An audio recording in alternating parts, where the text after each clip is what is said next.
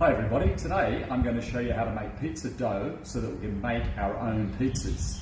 First of all, I'm going to show you some of the ingredients that we're going to need and also some of the cooking utensils. When we're making the dough today, we're going to need a nice large mixing bowl. I've got a set of scales so that we can measure our flour. We're going to need salt, yeast, olive oil and sugar, as well as room temperature water. And then to help with some of our measurements, we're going to need a cup. Now, a cup being 250 millilitres of water, and I've already marked that in. And then also sometimes we're going to use half a cup, so that's 125 millilitres. And I've also marked that in as well. And then some of our measurements, especially with our yeast and our salt, we're going to need a teaspoon, which is the same as one of these, which you use to stir some tea or coffee, and then a tablespoon. So a spoon like this, sometimes you use to eat your breakfast. So you'll see that if you don't have one of these, maybe if mum or dad doesn't do a lot of cooking and baking at home, you can always use these. What we're going to do first then is we're going to have a mixture of room temperature water, salt and dough. So I'm going to show you what to do here. So I'm going to take my cup here and I'm going to put in half a cup of water. That's 125 millilitres. So I'm going to pour that first. So I've got my room temperature water here, and while I pour the water, I'm going to put my cup flat down on the bench so that I can get this accurately. So first of all, try to get in line. Get down. Yep, that's right in line there, and I have a half a cup of water or 125 millilitres.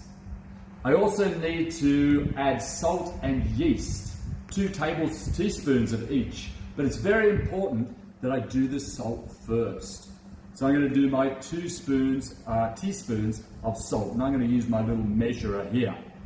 So the first one, I can put my salt in here, shake it so it's nice and even. There's 1, and remember, maybe you don't have one of these, so I'm going to use my second spoon here, and I can have a 2 teaspoon of salt. I don't need to make it too full, and there we go. The salt is in, and a little bit on the bench, and we'll just let that settle into the bottom, because second, I want to put the yeast in, and I want to make sure that the salt and the yeast don't mix. That's why the salt, we've got to let it go to the bottom of the water, and then we're going to do the yeast second. So the yeast also is going to be 2 teaspoons. I'm just going to get that little bit of salt out, make sure that it doesn't mix, and I'm going to get my yeast. So same as the salt, it's 2 teaspoons. Now the yeast is a dry yeast that we've got here.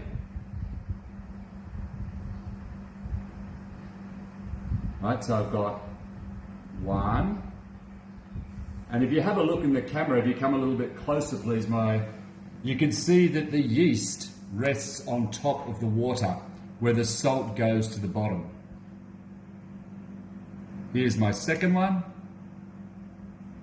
Of course later the yeast is very important in making sure that the dough will rise, and there's my second one.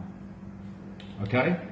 Now we're going to leave our mixture for 5 to 10 minutes. So we're going to pause the video there, and then we'll come back once this has had a little bit of time.